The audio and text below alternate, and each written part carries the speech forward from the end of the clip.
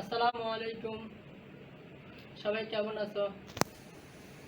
আশা করি সবাই ভালো আছো এবং সুস্থ আছো। সবাই এই করোনাকালীন সময়ে একটু সতর্ক থাকার চেষ্টা করবে, সবসময় ঘরে থাকবে আর বাইরে বের হলে মাস্ক পরিধান করবে।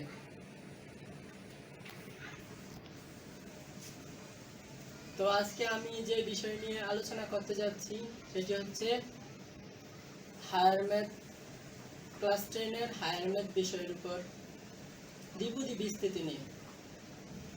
তো আমি প্রথমে একটু দ্বিপদী বিস্তৃতি এই পুরো কথাটাকে একটু ছোট করে বলতে চাই যে প্রথমে দ্বিপদী, তারপরে কি বিস্তৃতি। তো দ্বিপদী মানে কি, দ্বিপদ মানে, তো আমি যে কথাটা বলতে চাচ্ছি যে দ্বিপদ মানে কি, দ্বিপদ মানে দুইটা পদ, এই আর কি, আর বেশি কিছু না, দুইটা পদ। তো দুইটা পদের বেশি হলে কিন্তু দ্বিপদ হবে না। যেমন মনে করো একটা লেখা লিখতেছি, একটা উদাহরণ, 1+। দ্বিপদী বিস্তৃতির দ্বিপদ বলতে দুইটা পদ কি বোঝায়?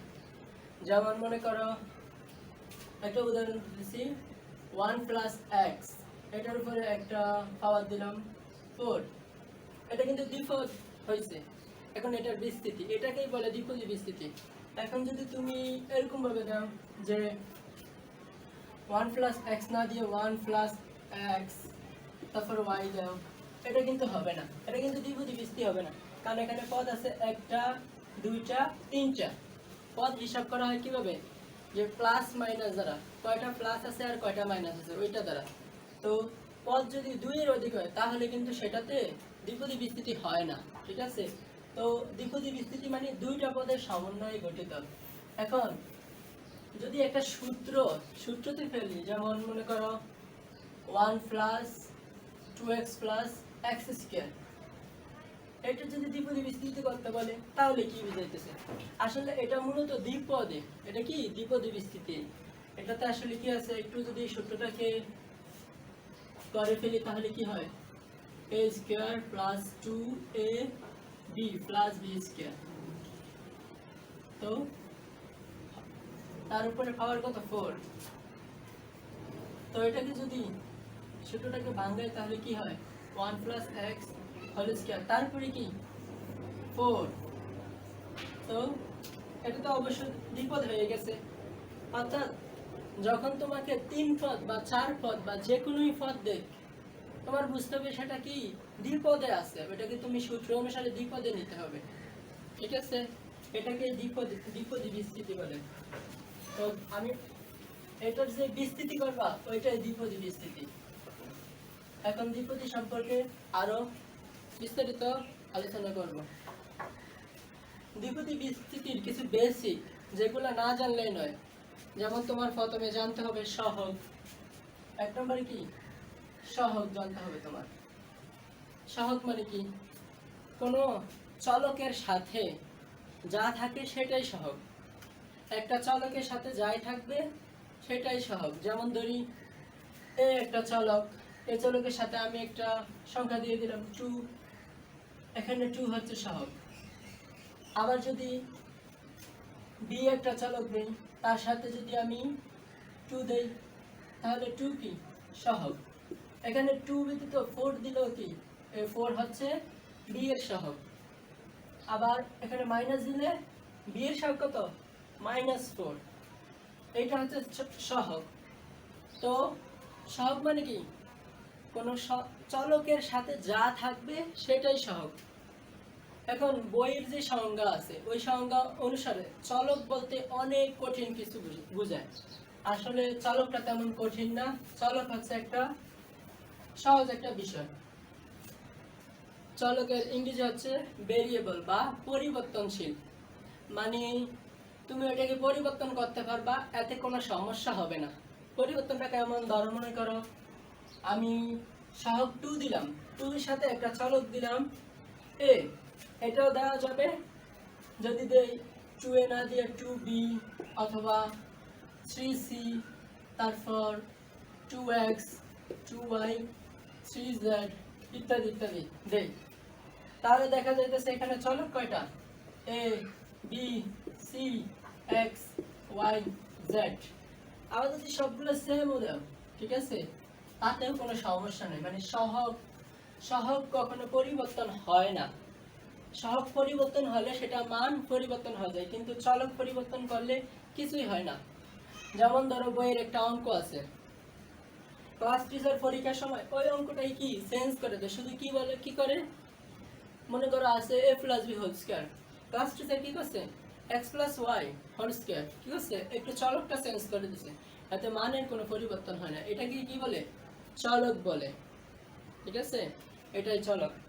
এখন যে গুরুত্বপূর্ণ আরো কিছু বিষয় আছে সেগুলো জানতে হবে, সেগুলো হচ্ছে পাওয়ার বা ভিত্তি। পাওয়ার বা ভিত্তি এটা ছোটকাল থেকে আমরা জানি, একটা সংখ্যা লিখলাম, তার উপর একটা পাওয়ার বা ঘাত, এটা আর বড় করে লেখার দরকার নাই, এটা হচ্ছে কি পাওয়ার, আর নিচেরটা হচ্ছে ঘাত। তো পাওয়ার ভিত্তি, পাওয়ার বা ঘাত, এগুলো আমি পাওয়ার বা ভিত্তি নিয়ে বেশি কিছু আলোচনা করতে চাই না, এটা একবারে সিম্পল একটা জিনিস মনে রাখবা, নিচেরটা ভিত্তি আর উপরেরটা কি পাওয়ার। তো আমাদের যে মূল আলোচনা সেটা হচ্ছে দ্বিপদী বিস্তৃতির সূত্র এবং প্যাসকেল ত্রিভুজ, ঠিক আছে। তো সূত্র অনুসারে আমরা কিছু অঙ্ক করব, তারপর প্যাসকেল ত্রিভুজ দ্বারা কিছু অঙ্ক করব। এখন আমি তোমাদেরকে দেখাবো প্যাসকেল ত্রিভুজ। প্যাসকেল ত্রিভুজটা একদম সহজ। প্রথম করে শুধু 1 থাকবে, তারপরে তুমি এই 1 এর পার্শ্ববর্তী সবসময় দুপাশে দুটো 1 মানে 1 থাকবে, ঠিক আছে। পরবর্তীতে কি করবা, তুমি মাঝখানে দুইটা সংখ্যা যোগ করে দিবে, কি হয় 2, তারপর দুপাশে তো কি থাকবে 1 থাকবে, এভাবে দুপাশে তারপরে আবার 1 থাকবে, মাঝখানে দুটো যোগ করলে হয় 3, যোগ করলে 3, আবার এই সাইডে যোগ করলে সেম 3, তারপর পরবর্তীতে আবার 1 আসবে, ঠিক আছে।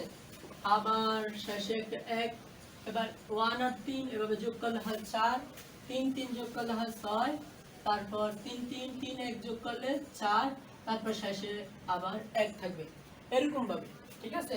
এক সংখ্যার এটা হচ্ছে যে পাওয়ার যদি 0 থাকে তাহলে এইটা, আর যদি পাওয়ার 1 থাকে তাহলে এইটা, পাওয়ার 2 থাকলে এইটা, এটার ক্ষেত্রে হচ্ছে পাওয়ার 3।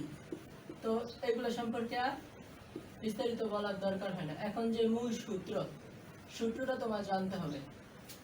তো সূত্রটা হচ্ছে এটা বইয়ে আছে, ঠিক আছে। এখন সূত্রের আমি যে মূল আলোচনা ওইটা আমি দেখাচ্ছি।